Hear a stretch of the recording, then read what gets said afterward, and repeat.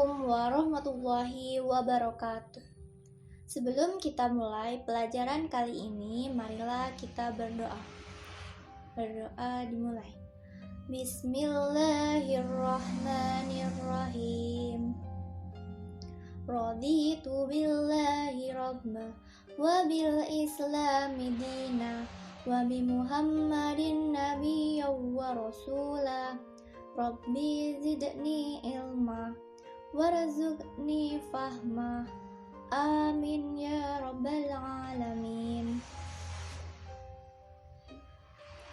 Baik, kali ini kita akan membahas bab 5, yaitu tentang selamat datang wahai nabiku, kekasih Allah Subhanahu wa ta'ala. Kita kali ini akan melanjutkan materi, yaitu tentang Nabi Muhammad SAW diangkat menjadi Rasul. Nabi Muhammad SAW merasakan keresahan atas perilaku yang dialami oleh masyarakat Arab yang sudah jauh dari nilai-nilai kebenaran. Kemudian Nabi Muhammad SAW melakukan uzlah atau mengasingkan diri di Gua Hiro, dan hal ini dilakukan oleh beliau berkali-kali. Maka tepat pada tanggal 17 Ramadan tahun 40 kelahirannya, beliau didatangi oleh malaikat Jibril ketika berdiam diri di Gua Hiro pada saat itu. Dan pada saat itu juga beliau menerima wahyu pertama sebagai pertanda bahwa beliau diangkat menjadi Rasul. Wahyu yang pertama diturunkan yaitu surah Al-Alaq ayat 1-5. Bismillahirrahmanirrahim. Iqra bismi rabbikal ladzi khalaq. Khalaqal insana min 'alaq. Iqra wa rabbukal akram. Alladzi 'allama bil qalam. 'Allamal insana ma lam ya'lam. Artinya, bacalah dengan menyebut nama Tuhanmu yang menciptakan. Dia telah menciptakan manusia dari segumpal darah. Bacalah, dan Tuhanmu lah yang maha mulia, yang mengajar manusia dengan pena. Dia mengajarkan manusia apa yang tidak diketahuinya. Surah Al-Alaq ayat 1-5. Setelah wahyu pertama turun dan pertanda bahwa Nabi Muhammad SAW telah diangkat oleh Allah Subhanahu wa ta'ala menjadi nabi dan rasul di usia 40 tahun. Kemudian, karena lama tidak ada wahyu Allah Subhanahu wa ta'ala turun, maka Nabi Muhammad SAW bolak-balik ke Gua Hiro menunggu wahyu Allah dari Allah Subhanahu wa ta'ala. Maka turunlah wahyu yang kedua, yaitu surah Al-Mudatsir ayat 1-7. Bismillahirrahmanirrahim.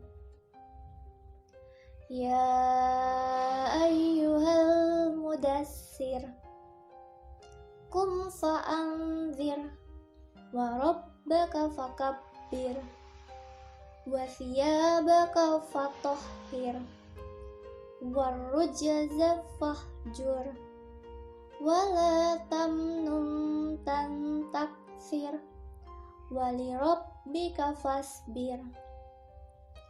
Artinya, wahai orang yang berkemul atau berselimut, bangunlah, lalu berilah peringatan, dan agungkanlah Tuhanmu, dan bersihkanlah pakaianmu, dan tinggalkanlah segala perbuatan yang keji.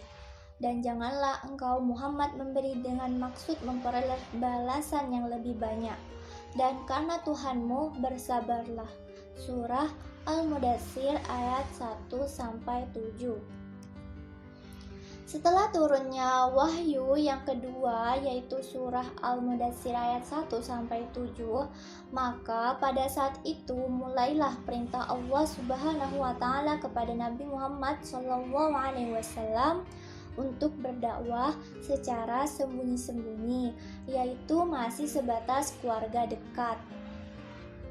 Jadi, perintah untuk berdakwah mulai setelah Nabi Muhammad menerima wahyu yang kedua yaitu surah Al-Mudatsir ayat 1-7.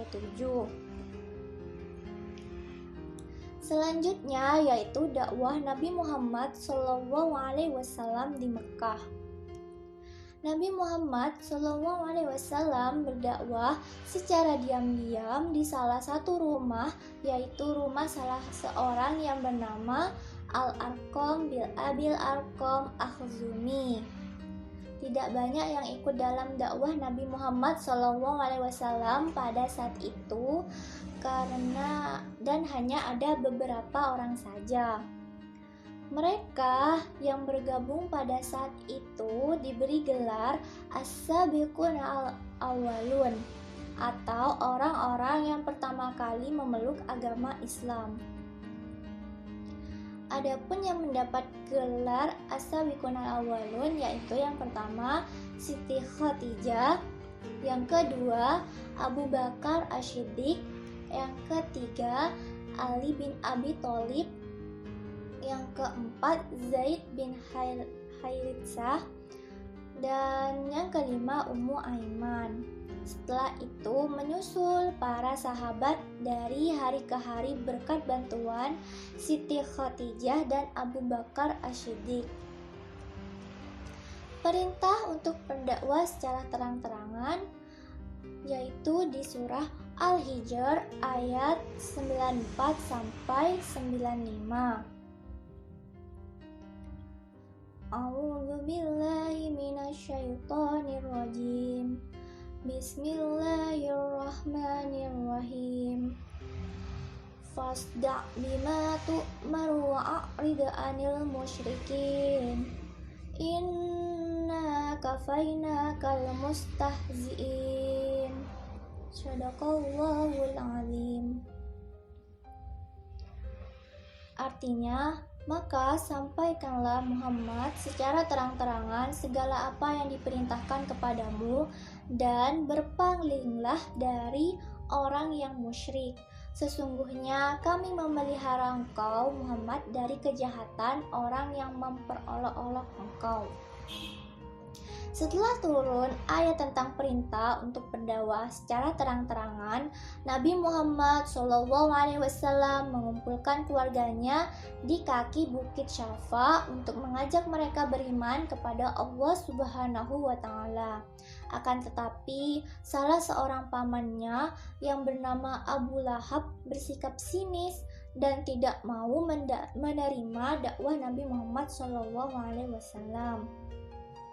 Setelah itu mulailah ejekan, cacian, hinaan, bahkan penyiksaan kepada Nabi dan para sahabat. Bahkan dibujuk supaya menghentikan dakwahnya, tapi Nabi Muhammad SAW tidak pernah menyerah. Dan pada saat itu, karena orang kafir tidak bisa membendung dakwah Nabi Muhammad, akhirnya Nabi dan sahabat diboikot di celah-celah kota Mekah bernama Syi'in. Nah, isi pemboikotan kaum Quraisy yang pertama yaitu kaum Quraisy tidak akan menikahi orang Islam. Yang kedua, kaum Quraisy tidak menerima permintaan nikah dari orang Islam. Yang ketiga, kaum Quraisy tidak akan melakukan jual beli dengan orang Islam. Yang keempat, kaum Quraisy tidak akan berbicara ataupun menengok orang Islam yang sakit. Yang kelima, kaum Quraisy tidak akan mengantar mayat orang Islam ke kubur. Yang keenam, kaum Quraisy tidak akan menerima permintaan damai dengan orang Islam dan menyerahkan Muhammad untuk dibunuh. Nah, undang-undang pemboikotan ini digantung di dinding Ka'bah yang dengan penulis bernama Mansur bin Ikrimah. Setelah 3 tahun, undang-undang ini rusak dimakan layap. Kemudian undang-undang pemboikotan ini dirobek oleh Zubair bin Umayyah, Hisham bin Amr, Mut'im bin Adi, Abu Bakhtari bin Hisham, dan Zama bin Al-Aswad. Mereka menyobeknya karena merasa kasihan melihat penyiksaan kaumnya kepada Bani Hashim dan Bani Muthalib. Alhamdulillah. Sekian pembelajaran kali ini, semoga bermanfaat. Sebelum kita akhiri, marilah kita membaca doa. Berdoa mulai.